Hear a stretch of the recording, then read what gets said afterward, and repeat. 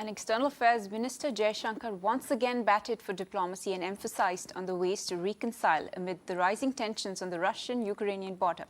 His statement came on the sidelines of the Munich Security Conference. We are today in a far more globalized world, and that means a far more interdependent world and also an interpenetrative world, which is you have, you can say others, even competitors in your national space, in your economy, in your society.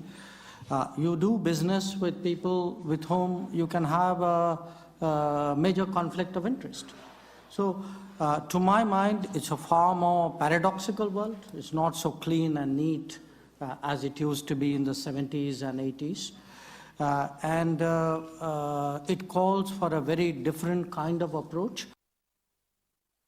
Former Indian Ambassador Manjeev Puri is joining us on the broadcast live on the current prevailing Ukraine-Russia crisis. Thank you so much, Ambassador, for joining us. My first question to you is, what is the kind of direct impact does this kind of a crisis, conflict situation have on India?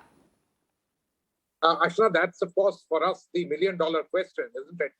We have excellent relationships with Russia. We of course have a partnership and a very important relationship with the United States and also with European countries, and needless to say, even with Ukraine.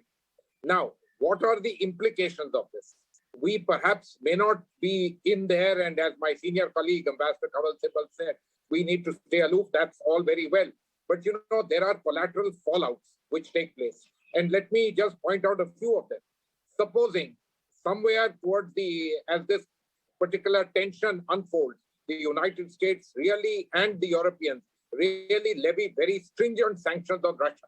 What are the impacts that we would have?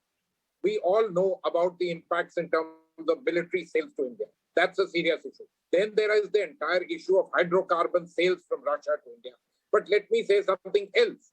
If supposing hydrocarbon supplies, petroleum and gas supplies from Russia to Europe is stopped, and the main other producers, which are in the Middle East, are made by the United States to turn their supplies towards Europe, which is their ally and most important partner, then what would happen in terms of oil supplies? You've already seen them being ratcheted up.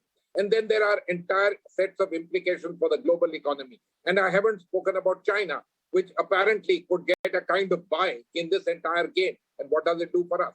So collaterally, yes, it's a very serious matter for any country of India's size and India's, let me say, place in the world.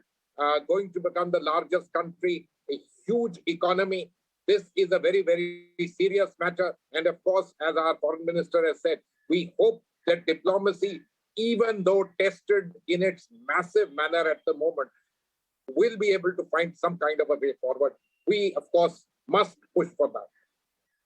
That's right, Ambassador Puri. My other question is, of course, we spoke about the direct impact and the collateral damage it can possibly have. What about the indirect impact? Well, as I mentioned to you, many of these impacts are indirect because, with Ukraine, we have, of course, some relationships on the military side. We have about 18,000 students there and so on. But there are a large number of other impacts. I mentioned to you the issue of the Chinese. What would they look at all of this? Does it mean that there's been a certain amount of increased space for them to try and push their hegemonistic ideas? The United States now has its eyes fixated on the European thing, certainly extremely important for them. And then what does it happen? The eye goes off the ball in the Indo-Pacific. These are certainly important areas. But then, as I mentioned to you again, it's not just oil supplies and the costs of oil to India. But supposing all of this results in an issue in terms of the global economy. Note, the global economy is going through a very difficult patch. COVID has had a tremendous impact. It can really not afford another hit of this kind. And all of this can happen. And a country like India, which is on the path upwards, would certainly be adversely impacted by all of this. Right, Ambassador Puri, you also spoke about the students in Ukraine. Do you think India should intensify its effort to evacuate students that are in Ukraine, the Indian students? My understanding is that the Indian embassy has reached out and would by now have had a very good database. I'm sure they are also looking at what is the state of play. I note that Air India is going to have 3 flights a week, and the Ministry of Civil Aviation has opened matters for other airlines which think that there is a possibility.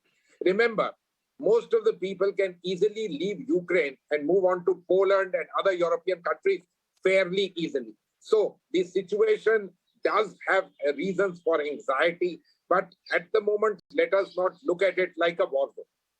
All right, Ambassador Puri, thank you so much for joining us on the broadcast and sharing your lovely insights.